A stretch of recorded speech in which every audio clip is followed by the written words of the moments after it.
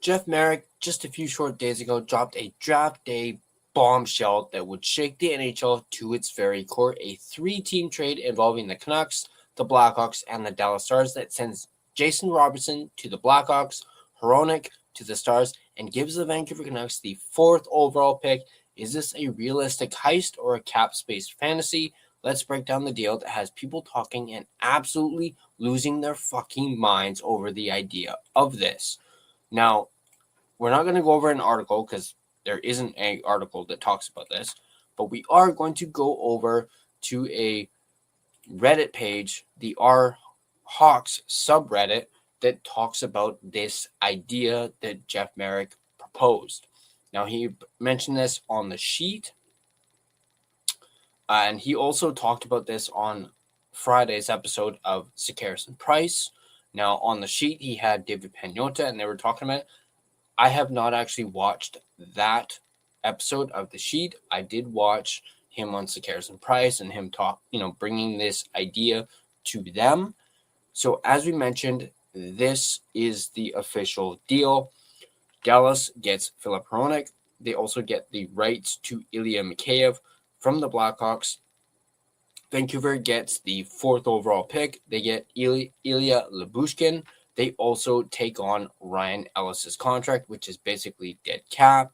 And Ellis is currently on LTIR, and he is making $6.25 million. AAV. It's a 8-year deal that he's been a part of, and he hasn't played in quite some time. So he's, like I said, he's currently on LTIR, and we'd only take on that $6.25 million in cap space for one season because he ends up being a UFA in 2027. Now, and then as we mentioned, Chicago gets Jason Robertson. Now, I know what some people are probably thinking, like, that is absolutely insane. And I agree, it is an insane proposal. And the whole reason for this proposal, at least from the Canucks perspective, is to guarantee that they can either get Ivar Stenberg and Caleb Malhotra, or they can get Ivar Stenberg or one of the top defensemen. Basically, they get to pick in the top 5 twice. That is the whole purpose behind the Canucks. And then really, managing to make a huge splash at this year's draft, especially with the new regime of Ryan Johnson and the Sedins. Not to mention, it's also very reminiscent of 1999, where Brian Burke, finagled at the draft and was able to come away with both Henrik and Daniel Sedin. He made some trades, talked to teams being like, we'll give you this if you do not draft one of these two twins. This is kind of a similar situation here, and it does include, and Marek did bring this up, that the Canucks could give San Jose back their 2nd-round pick that they got in the Kiefer Sherwood trade as a way, as incentive for them not to pick Stenberg. I know it sounds a little silly because we don't know if the Sharks will actually take Stenberg. I know we've talked about it on this channel, how, San Jose may want to go the defenseman route because that is what they desperately freaking need right now. I know a lot of San Jose Shark fans are like, BPA, Mike Greer is going to go with BPA. Well, we also do not know if best player available to the Sharks is Stenberg. I know, sounds crazy, but not to mention at the same time, yes, best player available is usually the way to go, but teams have been known to go off the board, and that is no different for the San Jose Sharks and Mike Greer. Yes, Greer usually always goes best player available, but just because he's done it multiple times does not mean he's going to do it again, and he could very well go off the board and realize, hey, we need help on the backhand. Let's get one of these young stud defensemen here with the 2nd overall pick and pick up, like, for example, a Chase Reed or a Carson Karels or a Keaton Vierhoff, and then, we're already stacked up front. We don't necessarily need Stenberg, even though they would probably benefit very much from having a guy like Stenberg with Macklin Celebrini, but they want to, they're at the tail end of their rebuild. they want to compete, and if they can shore up or get their defense on the right track, you land one of those stud defensemen, and then Stenberg falls to the Canucks at third.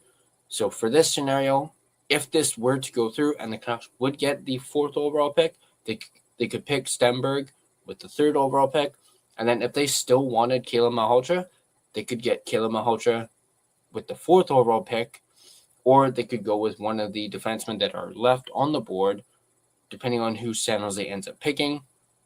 But let's take a look at the comments from this subreddit.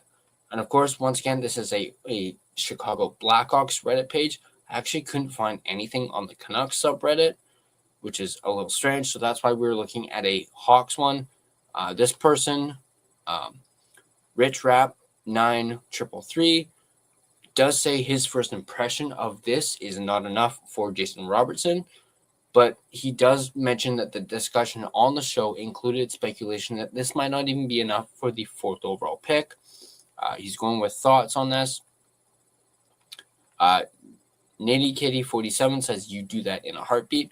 Not too sure if she's a Canucks fan or not, or who she's referring to do it in a heartbeat. And then Rich Rap says, what if this had no contract extension for Robertson? Because remember, Jason Robertson needs a contract extension. And this, people are probably wondering why. Dallas, why would you give up a stud like Jason Robertson? They can't afford him. There's a cap crunch when it comes to Dallas, because Robertson is probably going to want something like $12 million or more, potentially maybe even Kaprizov money to stay in Dallas. Dallas has a whole bunch of players they need to sign, like Mavrik Bourque, for example. They need to re-sign him, so they can't really have both at this point.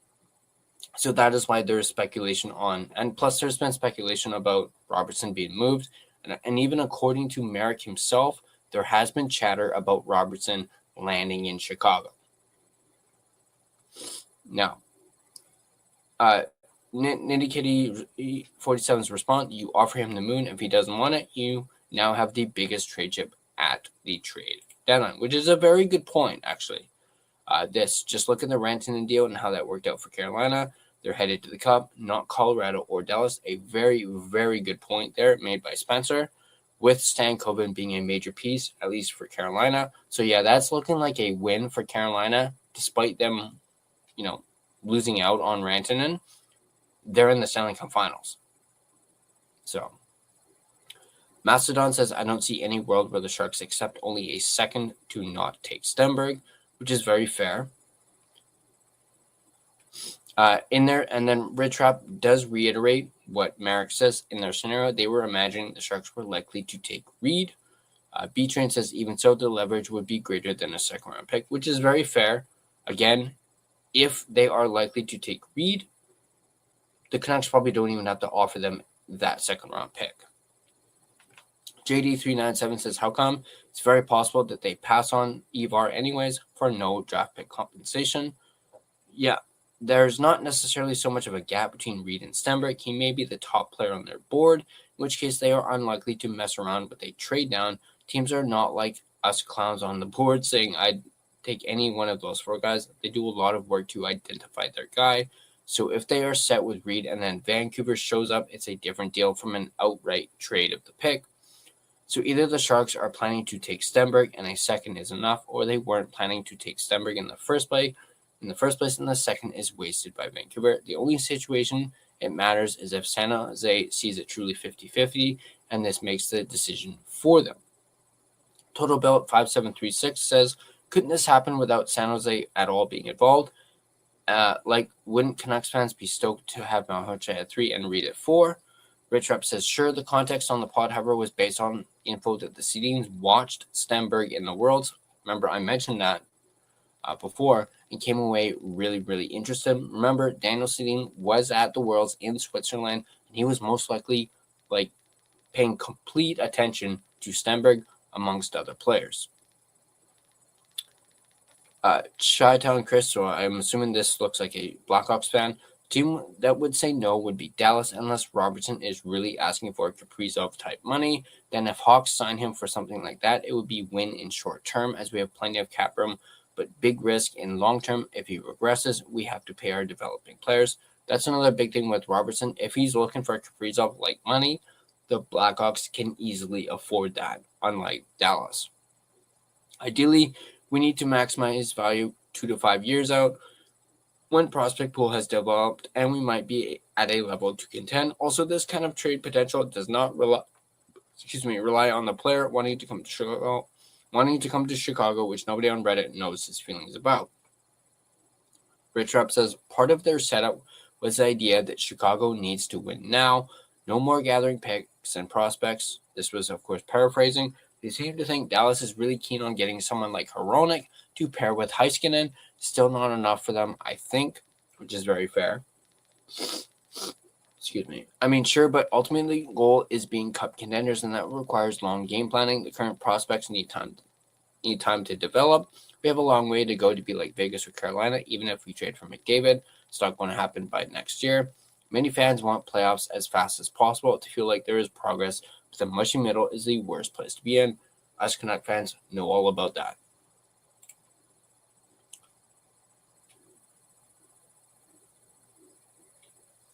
Talking about herd of the Bulls.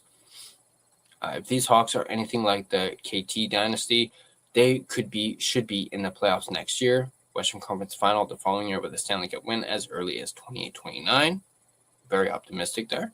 Granted, they are not like the KT Hawks. Hopefully they will be better, but that's doubtful. But it's not unrealistic to expect they make the playoffs next year, or at the very least are playing until the last week of the season and not sellers at the deadline, although not necessarily buyers either. But our goals have to be lofty. They should be to win as many or more Stanley Cups as those Hawks did. Otherwise, what are we doing here? Dr. Cigarettes _MD says Dallas is not trading Jason Robertson within the division for Hronek and the rights to Mikheyev. That'd be an insane underpay.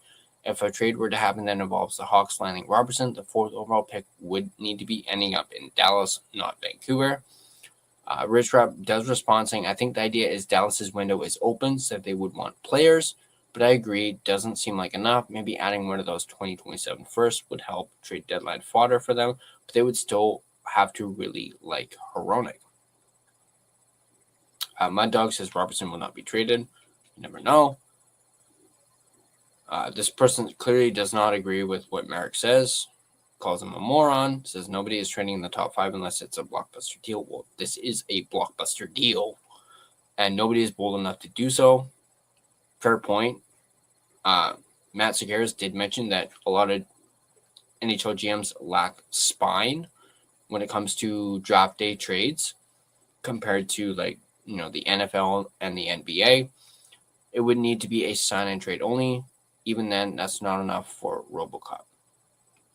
Trading top picks doesn't happen in the NHL, which is very true. It does not happen. The last time it happened was in 2004.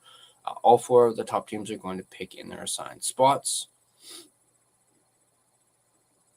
I don't think San Jose would do that even if they want Reed. The best move is to take him at 2 to ensure that they get the player they want, but it's kind of immaterial because I definitely don't think Dallas would do that. A win-now team isn't just going to subtract a 100-point forward for a defenseman I'm not sure they even need.